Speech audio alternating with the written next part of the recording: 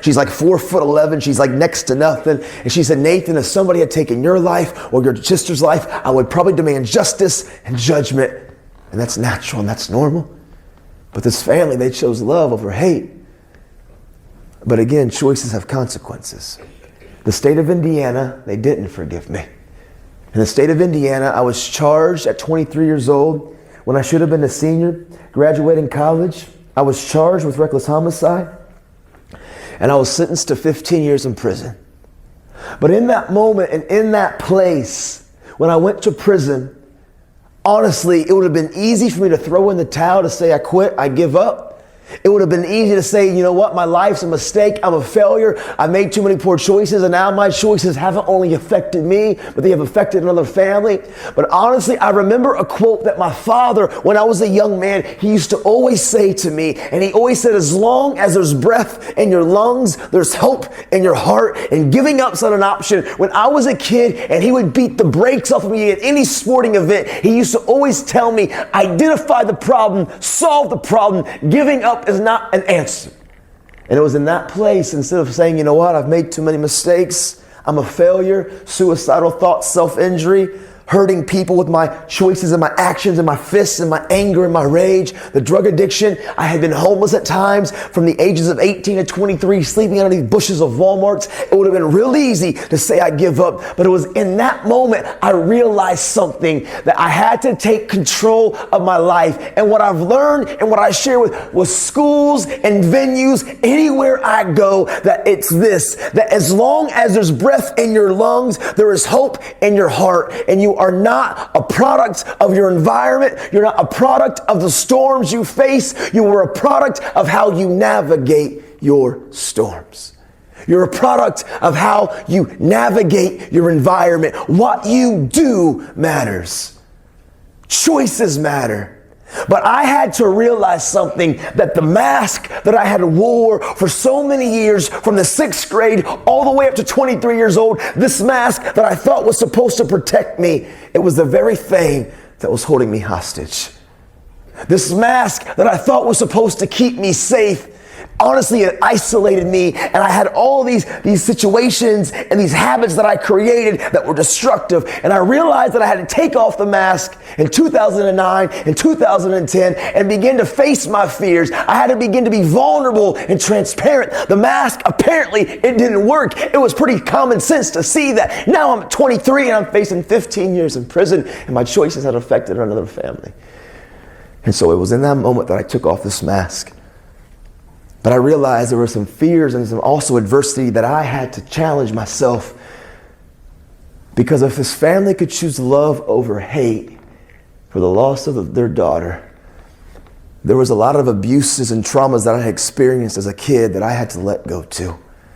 You see, I used to blame my dad for everything when I was growing up. When he was removed from my life, he became my excuse. He was the reason for my poor choices. He was the reason for my drug addiction. He was the reason that I skipped school. He was the reason I hid behind my fists. I blamed him for everything. And I realized one of the habits that many of us have walked and developed, and we didn't mean to as we've grown up, I was allowing things that I couldn't control to control me. I was allowing situations that I didn't ask for, that I didn't sign up for, I had no part in, like broken families and abuses and how people have treated me. I was allowing those things to control me, and I had to learn that I had to take control of what I can control. And I can't control what you think about me, and I can't control what you say to me, and I can't control how you treat me, but I can always control how I react, how I respond, and what I do.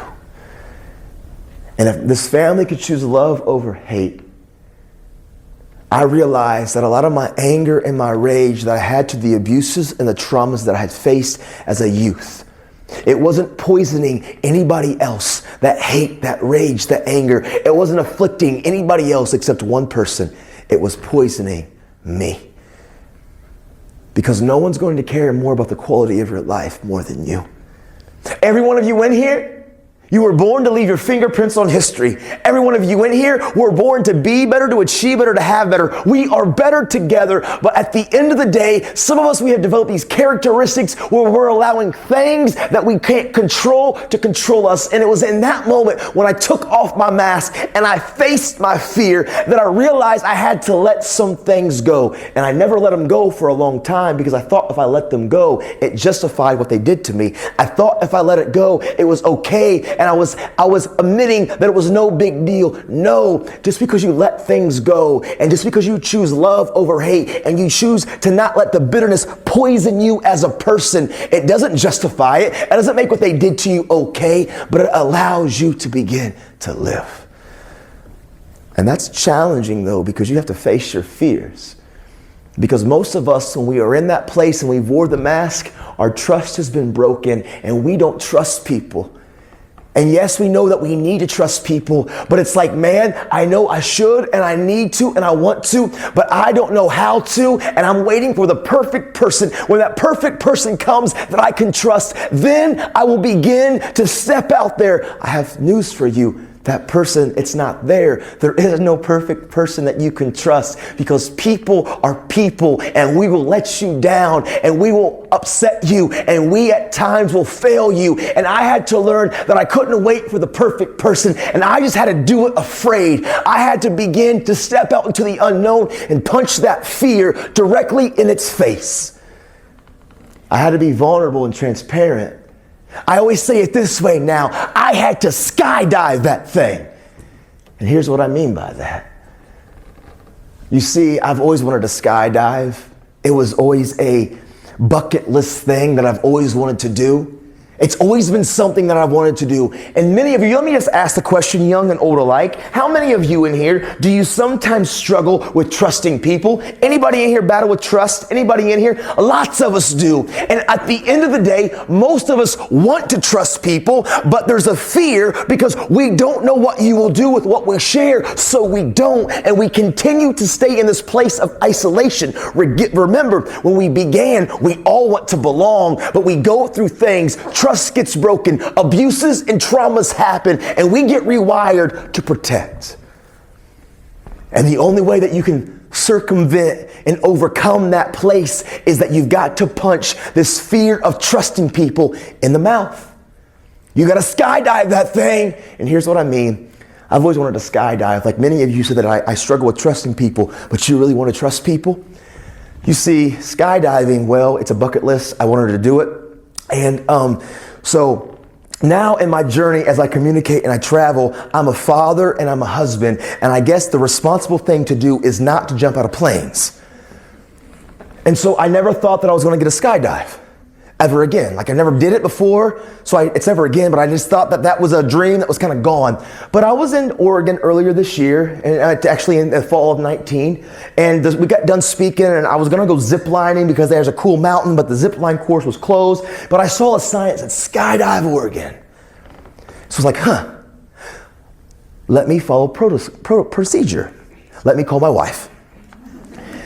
And so I call her, and I'm like, hey, honey, I was going to go zip line, but the zip line course is closed. And there's a skydive. I think I'm going to skydive. No, I'm not going to skydive. Well, maybe I'm going to skydive. I wasn't testing the water, but I wasn't really serious. I didn't think she would ever say yes. And I think she was just being like the good wife that didn't want to control her husband. And she was like, oh, son, go for it, honey. No big deal. Go skydive. And I said, no, kid, I'm just joking. And I hung up. But then I was like, wait a minute. She just said yes. So 20 minutes later, I called her, and dude, I was strapped up with the suit on, ready to rock and roll. Her eyes got big. I hung up. I ain't giving her time to say no. She done said yes. I went through the process of skydiving. The instructor shows up. I'll be honest, he was a hippie, dude. Dreads in Oregon, probably a stoner, just being real. It's legal there, I guess, whatever. And I'm like, yep. He said, I'm your instructor. He said, this is my 7th time. I said, 7? Is that legal? You're jumping 8 times out of the plane today? Have you packed all your chutes? Yep, we're good. Or did you make a mistake? Like, how many times are we going to test this thing? He's like, oh, it's good, man. So I start going through the process of skydiving. He shows me how to lay on this little bench in the fall. He shows me how they pack the chutes. Like, I've always wanted to skydive. The plane lands. I get in. We take off.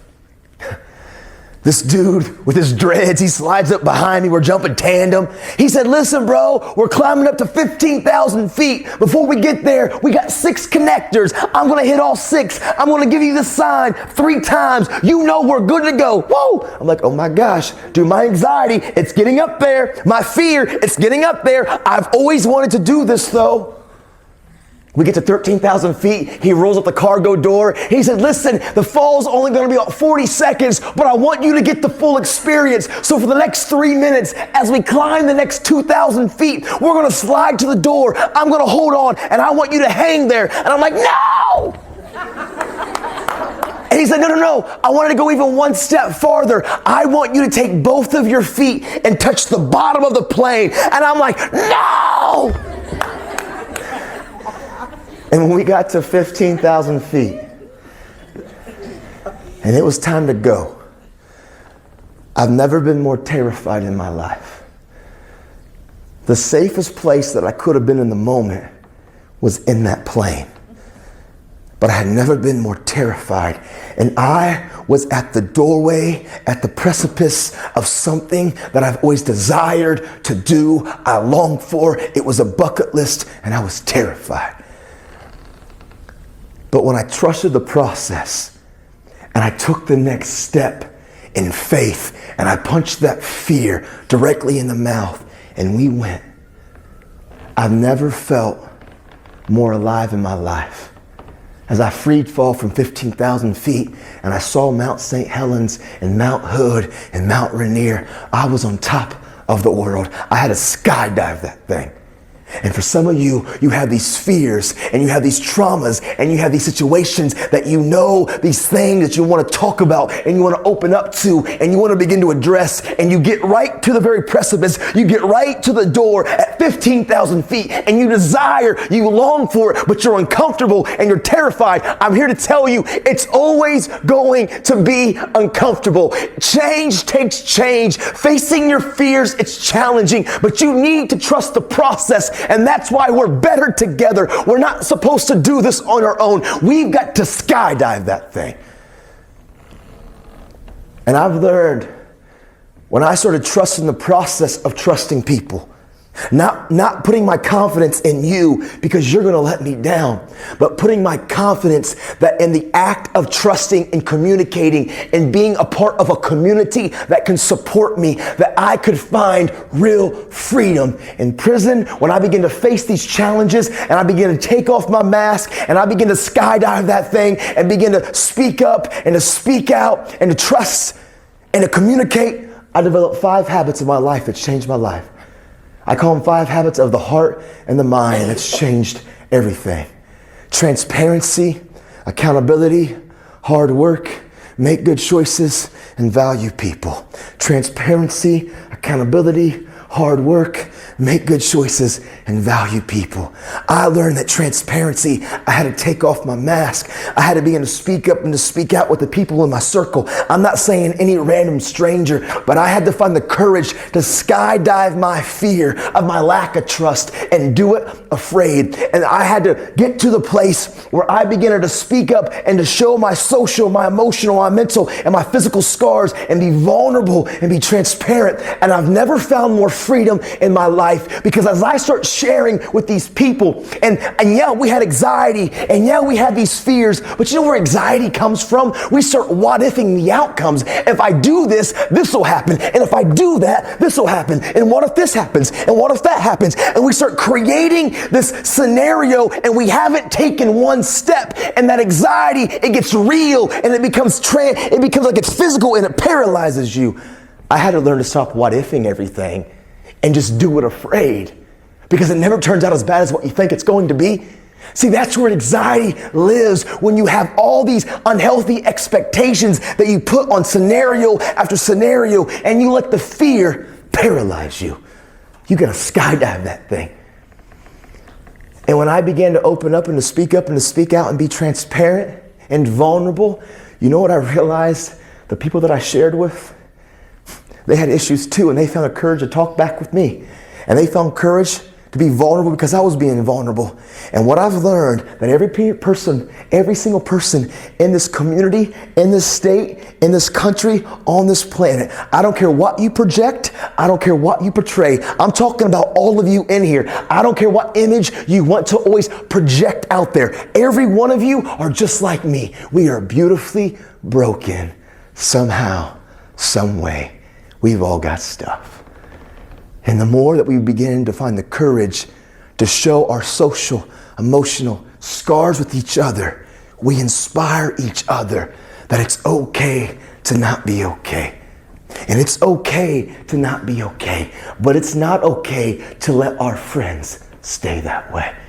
And the way that we lead by an example is being vulnerable. I get asked all the time, Nathan, how do you get people to take off your mask? How do you get students to be vulnerable and transparent? I always say this, because I take my mask off first. And I'm vulnerable and I'm transparent and I don't care what you think about me, and I will share you my hurts, my mistakes, my failures, and I will be open and vulnerable because my worth, my identity, it doesn't come from what you think about me. I don't care if you see me as flawed or scarred, because I know deep down, just as much as I'm beautifully broken, so are you too. We've all got stuff. And vulnerability and transparency, it changed my life. And transparency, it led me into a place of accountability. They go together, transparency and accountability. Because as I begin to speak up and to share with the people around me, people that hold me accountable, they're not there to change me. They can't change me. But what they can do is they can be an anchor in my life. Because many of us want to change. We need to change. We would like to change. But you know what? Nothing ever changes. You know why nothing changes? Because change is uncomfortable. So a lot of us, we run back to being what we've always been. And I've learned the more that we use each other and we're better together, the people in my circle, they hold me like an anchor. They can't make me change. But when I have those emotions that are fight or flight, survival of the fittest, even though I want to change, I want to run because emotions are complicated and they feel uncomfortable. They hold me as an anchor, like my skydive instructor behind me, and they help me get to a place where I skydive that thing. Vulnerability and transparency has changed my life. You know, I'm 11 years free from every addiction. I'm 11 years free from every alcoholism. I'm 11 years free from every suicidal thought and my eating disorders of bulimia. I'm 11 years free from my attitude where I used to hide behind my words and my fists. I'm 11 years free from so many destructive behaviors because I've learned that community is everything. Vulnerability is freedom. And even though we've got issues and we've suppressed those things, we are better together. Transparency, accountability, hard work, make good choices, value people. For me, what happened, even though I was being vulnerable and transparent and I was developing healthy habits of my heart, being able to navigate my social and my emotional struggles by being in a community, I still had to realize hard work works. Make good choices, good things happen. There's never a wrong time to do what's right.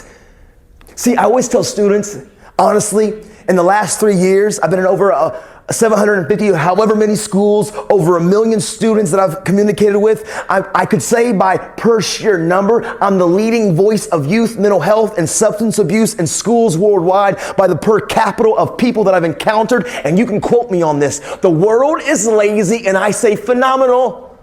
And here's why. Because everybody talks about it. Everybody posts about it. But not too many people will roll up their sleeves and just try.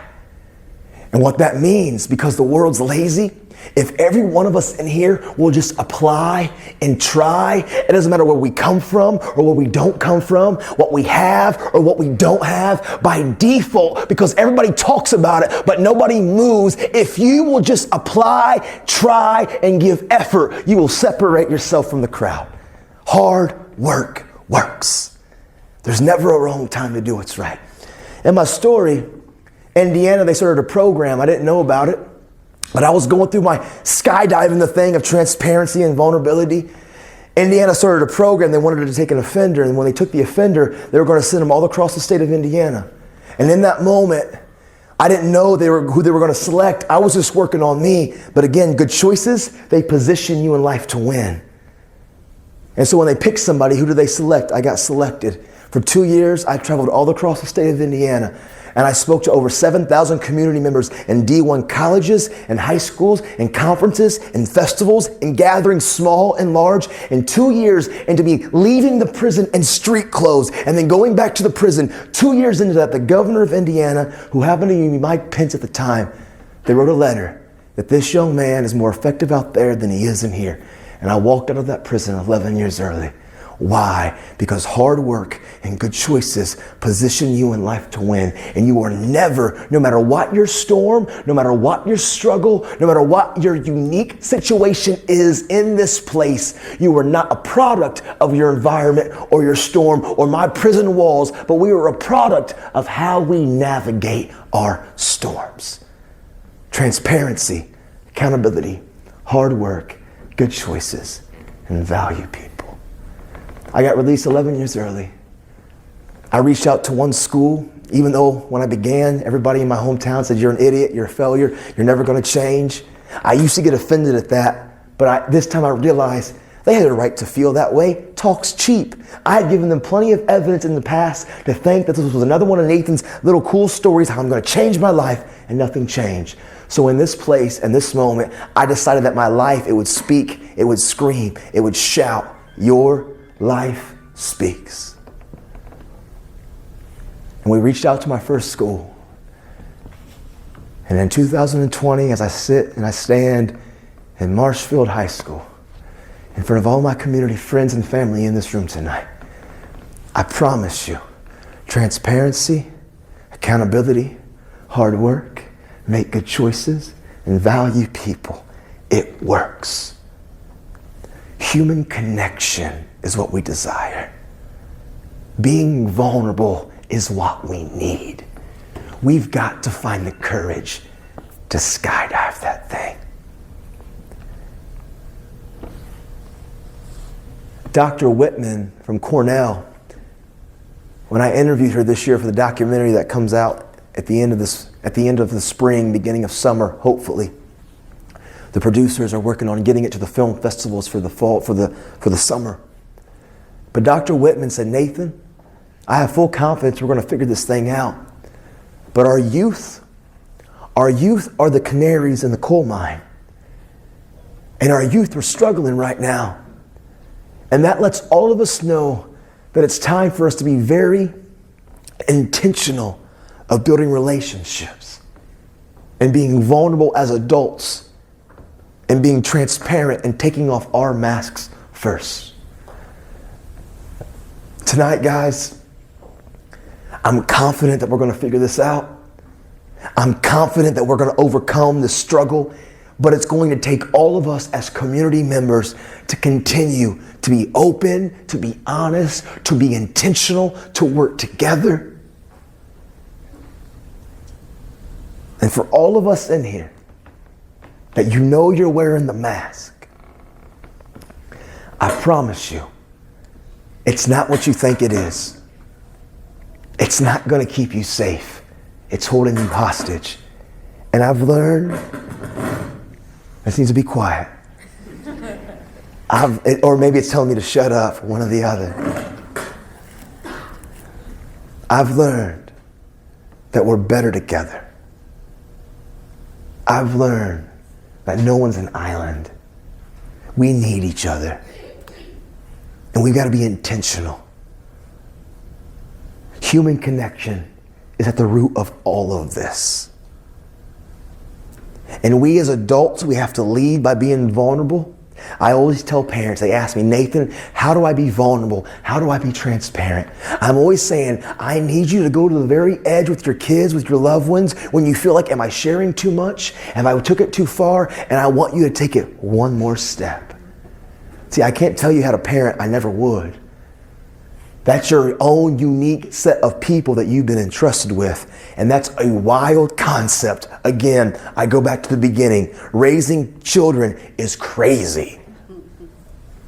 But what I do know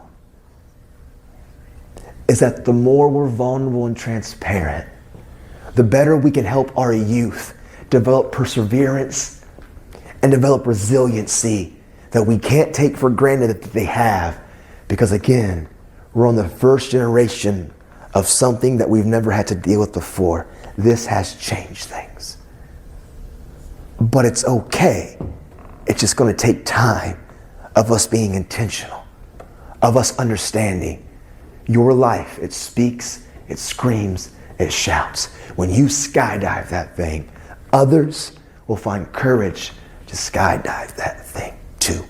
And if you're struggling, and if you know somebody who's struggling, friends don't let friends to continue to struggle. It's okay to not be okay, but it's not okay to stay that way and let your friend remain that way. We've got to understand that you are more than your struggle, and your friends are more than their struggle. And if you see someone struggling, best friends don't turn the blind eye. You encourage them. You inspire them to get help. And if they won't get help, they're not your best friends because they have to like you. They're your best friend because you will do whatever it takes to keep them alive.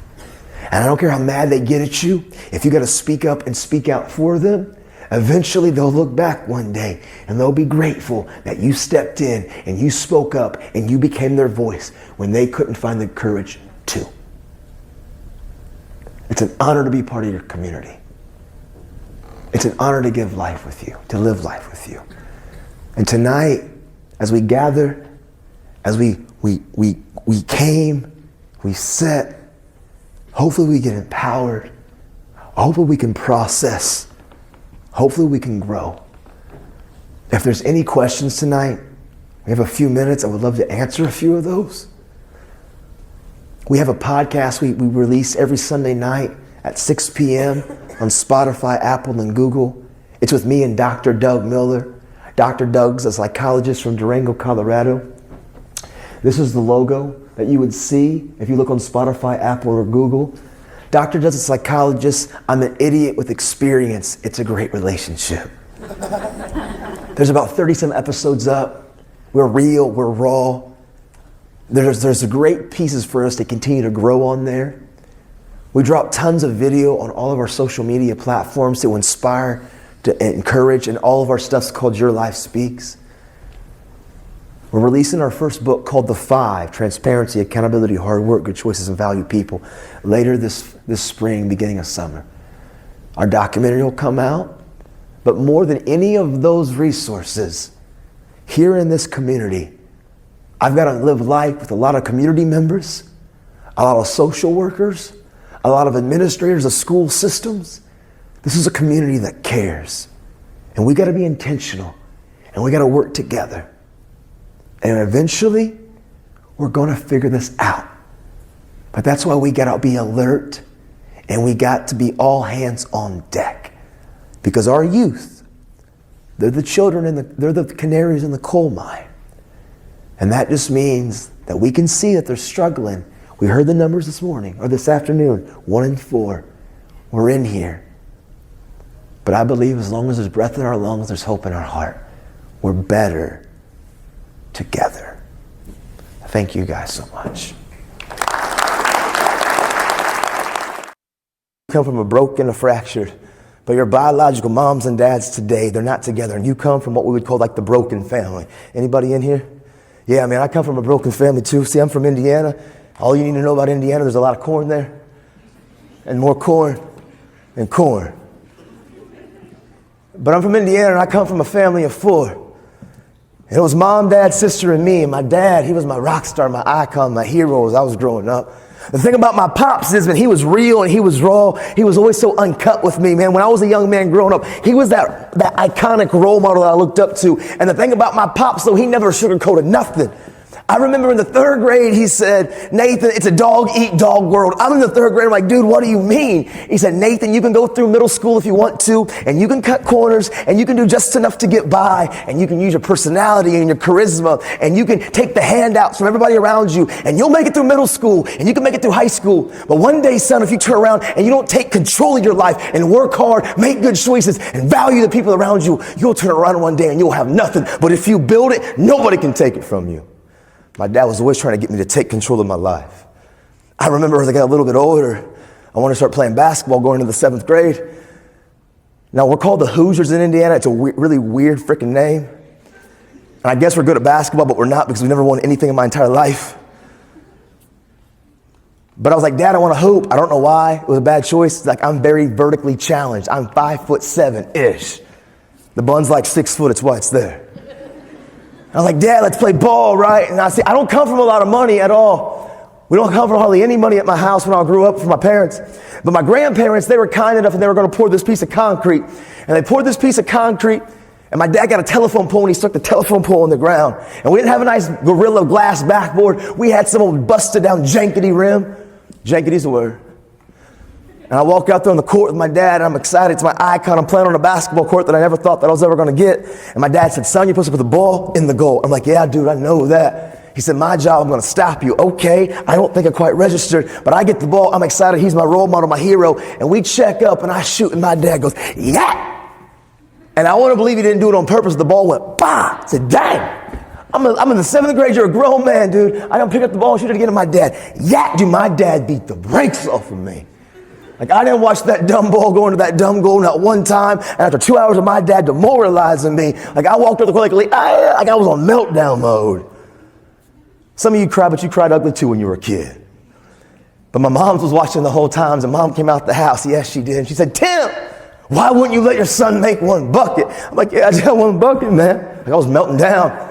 But still to this day, I will never forget what my father said to me, because he looked at me with the most serious but calm tone of voice, and he looked me directly in my eyes, and he said, my son, he's never going to be the most gifted. He will never be the most talented. He will never probably be the most qualified. There will always be people in his life that are more gifted, more talented, and more qualified. But I need my son at a young age to know he doesn't need to compare himself to anybody. I don't care how gifted and talented and qualified everybody else is. Hard work works, and hard work can outwork gifted and talented and qualified people. I need my son to understand, as he's chasing his dreams and his goals, there's always going to be adversity and objects and obstacles keeping him from reaching the goals in his life. I need my son to learn to see the problem, identify the problem, and solve the problem. Giving up won't be in his mouth. It doesn't matter what he has or what he doesn't have. It doesn't matter where he comes from or where he doesn't come from. My son will not have I quit in his mouth. Dude, I just want to make buckets, y'all. My dad was always trying to get me to take control of my life. Because I want to be real. Life, growing up, life can be hell. And sometimes things happen to us that we didn't ask for, we didn't sign up for, we didn't want to have to deal with. Sometimes life brings us challenges and storms that we as young and old people alike, we've got to just deal with. But we didn't want to deal with it, but it came knocking, and now we got to figure it out. How many of you in here have had to go through a struggle, an adversity, a challenge, a loss, an abuse, something that's happened to you that you didn't want to have to deal with, but now it came knocking and now you got to figure out what to do with it? Anybody know what I'm talking about? Yeah, man. And for me, there are things that I call moments of impact.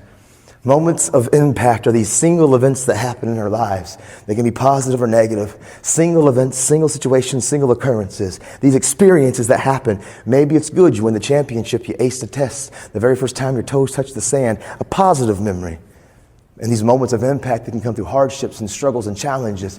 Maybe it's when mom and dad got the divorce, or a friend or a family member that we lose somebody close to us. Or maybe it's some abuse that's happened that nobody knows about. But when that thing, whatever that thing is that happened, that thing that you know that still to this day, years later, you remember every detail when that thing happened. You remember the people that were around you, the conversations that were being spoken, the clothes that were on your back. The details are more vivid, they're more vibrant because it has impacted you. It is a moment of impact. And even though it was years ago, you remember every single detail. Moments of impact. How many of you can think something that happened in your past that still to this day you remember every single detail when that thing, whatever that thing is that happened to you, happened? Anybody? Absolutely. And for me, I walked into this family meeting in the 7th grade. I remember it vividly. My dad called a family meeting. My dad was to my right, my mom across from me, my sister to my left. My back was to the sink and to the stove and to the fridge. I remember every single detail. The kitchen table that I was sitting at, it was a huge kitchen table. My dad had built it. It was a beautiful table. It was handcrafted, but it was extremely heavy. I hated the table because we moved a lot, but my dad never got the moving crew. He got Nate. The decorations on my kitchen wall, they're the most ugliest, hideous, disgusting 1970 faded pieces of weird ceramic fruit. Kitchen was ugly, y'all. But I remember every detail because my mom looked at my dad and my dad looked at my mom and my dad began to say these words, Nikki, Nathan, we need to talk to you. Things aren't what they seem. And me and your mama, we're going to be divorcing and separating. And it blindsided me because even growing up, my parents never fought in front of me. I'm not overstating it. I'm not embellishing it. I'm not exaggerating it. Growing up, my parents never fought in front of me. I thought I had a picture perfect family. And I sat down at this table and in that moment, and everything that I thought was built on a house of truth came crumbling down. Because see, the truth is, growing up, I was never allowed in my parents' bedroom. The reason being, I got one speed, y'all. It's called squirrel. I go. And when I was a kid, I broke everything. So my parents were like, hey, the bedroom is off limits. We have to have some kind of place where we can have peace and quiet. I get it. But when the divorce began to happen and my dad was slowly ripped out of my life, and as I began to ask questions and trying to process and figure out to navigate the storms, I began to realize that behind the bedroom door, my parents were who they said they were.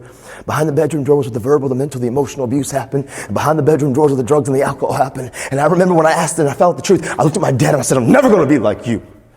I don't need you in my life. And he said, Nathan, we were just trying to protect you so you could focus on school.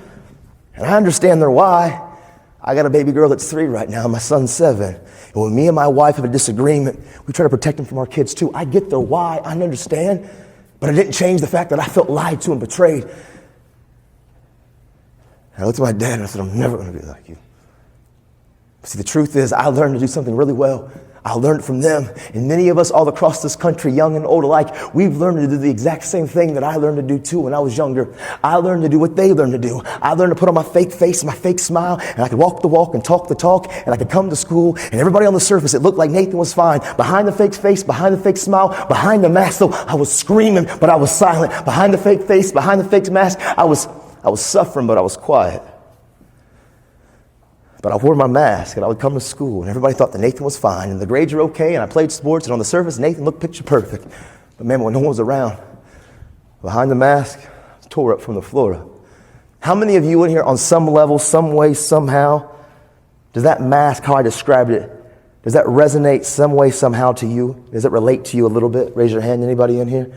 Yeah, see, for me, if I could take a picture and the picture that I took, if I could put this picture in every single one of your laps, and the picture that I took would be a description of my life, the picture that I would put in your laps, it would be a picture of me sitting on the beach with the most white, pristine sand, and the ocean waters would be crystal clear and aqua blue. The sunset would be yellow and orange. The picture would look picture perfect, but below the ocean waters was darkness and depths and predators and prey. And I was screaming, but I was silent.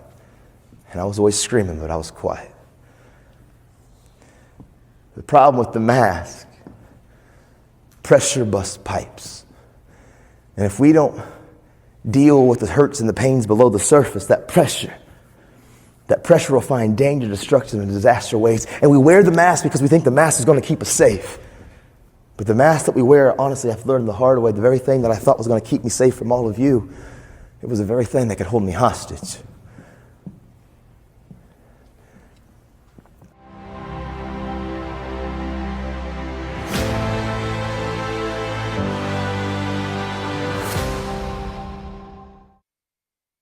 Only valued you if I thought that you could enhance my life. If I knew that you could give me a feeling, an emotion, a position, some clout, something, if I thought that you could add to my life, then I had time for you. But I recognize that's a very selfish way to live. You see, what makes you and I different than every other animal on this planet is, see, instincts drive things, the natural instinct. I used to have raccoons all the time when I was a kid. I used to find pet raccoons. I don't know why. I love pet baby raccoons. And the thing is, you can only keep a raccoon for so long because the instincts kick in and they get rude, ugly, and nasty. And you got to get rid of them because they'll bite you. The difference about us as people, we have the ability to go against our instincts. And so when I stopped allowing that instinct of saying, listen, it's survival of the fittest. If you can't add to my life, I don't have time for you. What I began to do was I began to do random acts of kindness. I realized I wanted to stop putting value on you if I thought that you could benefit my life, but I wanted to put value on you just because you're you. And what happened when I kind of short-circuited the way that I was kind of like knitted together in my instincts, instead of only fighting for the top, when I randomly add value to people, you know what happens?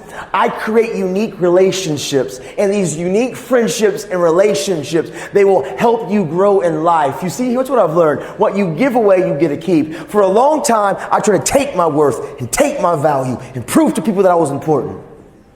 But every day I would wake up and I felt just as empty as I did the day before.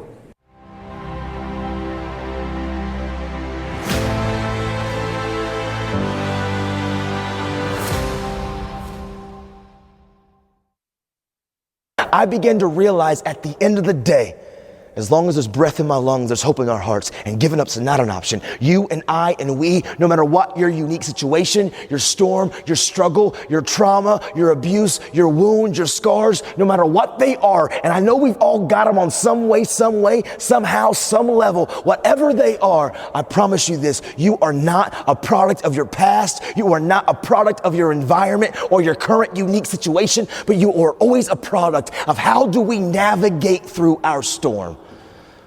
What we do is what we believe. And in that moment, instead of giving up, I literally wrote the words, change the world. Literally, I wrote these words, change the world, and I slapped them and I put them on the prison wall in my cell. And I began to realize something. First and foremost, the mask that I wore that was supposed to keep me safe, it was the very thing that held me hostage and paralyzed me. And I wore the mask and I tried to protect and I isolating and letting nobody in. It got me to a place of brokenness. And I decided in that moment, I was done wearing that stupid mask. I was done being afraid of showing people my scars, my hurts, my pains, my wounds. And yep, that's a fearful thing because I don't know what others are going to do with when I begin to talk and to communicate. But I realized what was going to happen if I continued to wear the mask, man. Nothing ever changes unless we change. The mask doesn't keep you safe. It holds you hostage, y'all. But you know what I also had to realize? I was allowing things that I couldn't control to control me. You see, growing up, I blamed everything on my dad. I blamed everything on him. He was the reason that I skipped school. He was the reason for my attitude. He was the reason that I went to drugs. He was the reason for my suicidal thoughts. He was the reason for every destructive behavior. Like, I blamed everything on him being ripped out of my life. But you know what I had walked into this trap. I was allowing things that I couldn't control. Those situations that you didn't sign up for, you didn't want to have to deal with. It knocked, it came in front of you, and I allowed that thing that I had no say over, I allowed that to control me for so long. I was allowing things that I couldn't control to control me.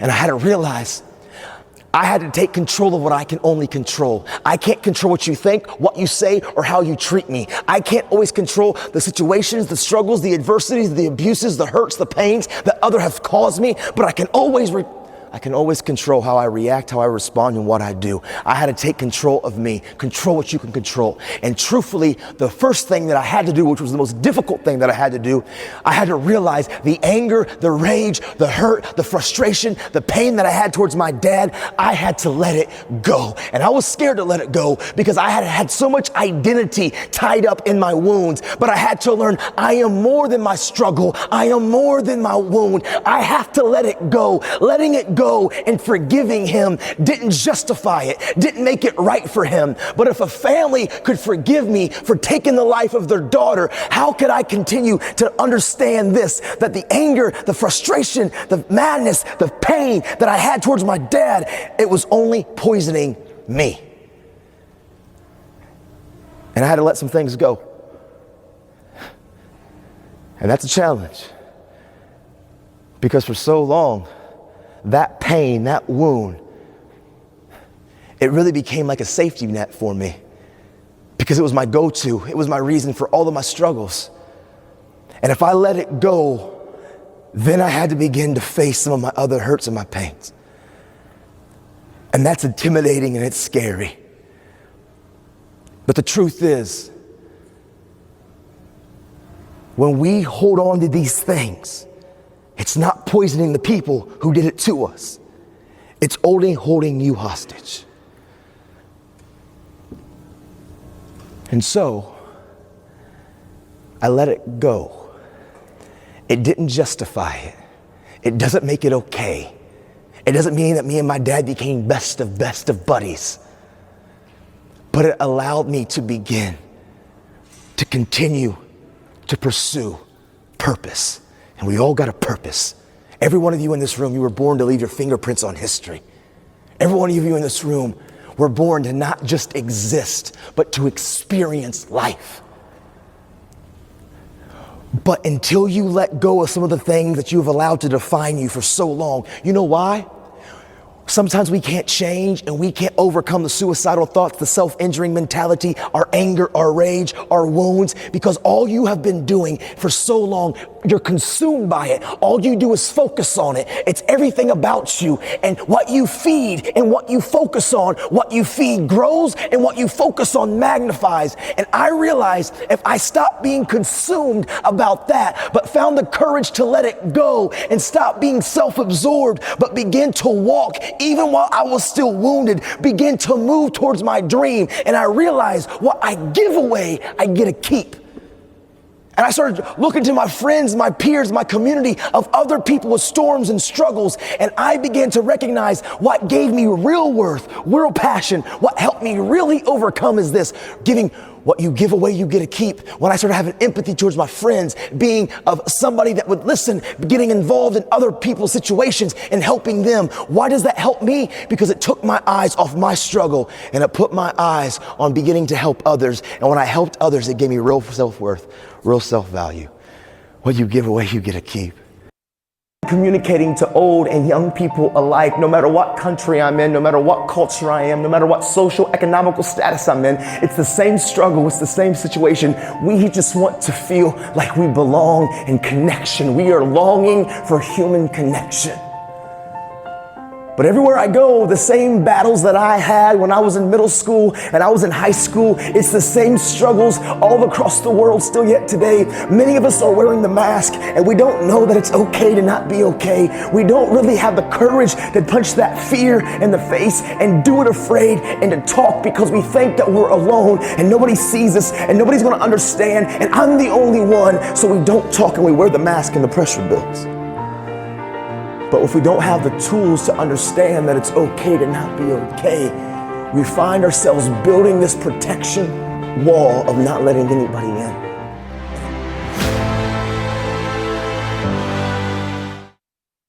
That I needed to change the way I think. Change the way you think, you can change you. Feed what you want to grow, starve what you want to die, and I began to process that. Every single day, I would write those dreams, those goals down. I didn't let my mind have places and spaces for idle thoughts and moments. I didn't start kicking it with the guys in the prison that were on the same old lifestyle as me. If people were negative and they weren't about where I was going, I wasn't going to compromise and I wasn't going to let them hijack my destiny by allowing that to rub off on me, because who you surround yourself with does impact you. Like it, love it, or leave it. I always say, you can tell me who you are. I don't need you to tell me who you are. Show me your friends. I'll tell you who you are. Because who you rip and who you run with, they are a part of you. And you will assimilate to some of their negative behaviors. No, I'm here to help. I understand that. I'm not saying you got to cut people off. But they can't be in that inner circle if you're trying to change and they ain't about the right. Just being real. You got one life. You got to be careful who you put in that circle. You know how I've learned who real friends are? Real friends aren't the ones that support you when you're struggling. Because most people will support you when you're struggling because they're struggling and you relate, you have a common denominator. Real friends are the ones that want to cheer you on when you're winning. Real friends aren't the ones that get jealous and that are crabs in the barrel that are pulling you down, because when you're starting to be better, to achieve better, to have better, they start getting embarrassed and they start kind of getting a little bit of judgmentally on that because they feel like, man, you're starting to show their imperfection and their flaws. No, real friends are the ones that support you and cheer you on when you're winning. That's who you want in your circle. And that's kind of who I began to put around me. People that wanted to see me win, not people that just wanted to support me when I was struggling.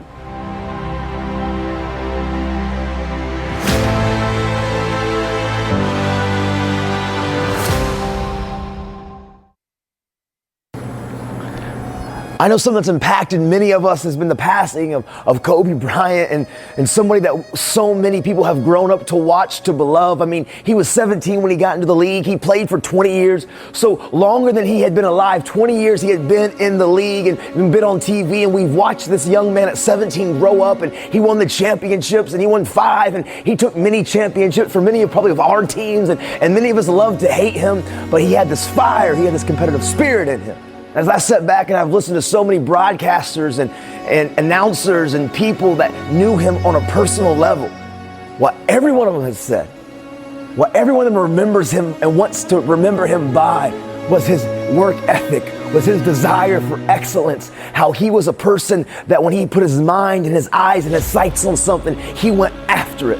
And the characteristic that many of them are remembering him by was his willingness and his desire to apply, to try, and to go. And man, the truth is, whenever we take our last breath, whenever I take my last breath, I hope people remember me, the legacy that I could be remembered by, was my willingness to face fear, my willingness to try, my willingness to apply, was my work ethic, my willingness to go out there and be vulnerable and to go and pursue something. And you know his name, he had this thing that he got nicknamed called the Mamba mentality, named after the black mamba, this venomous snake in Africa, this aggressive snake.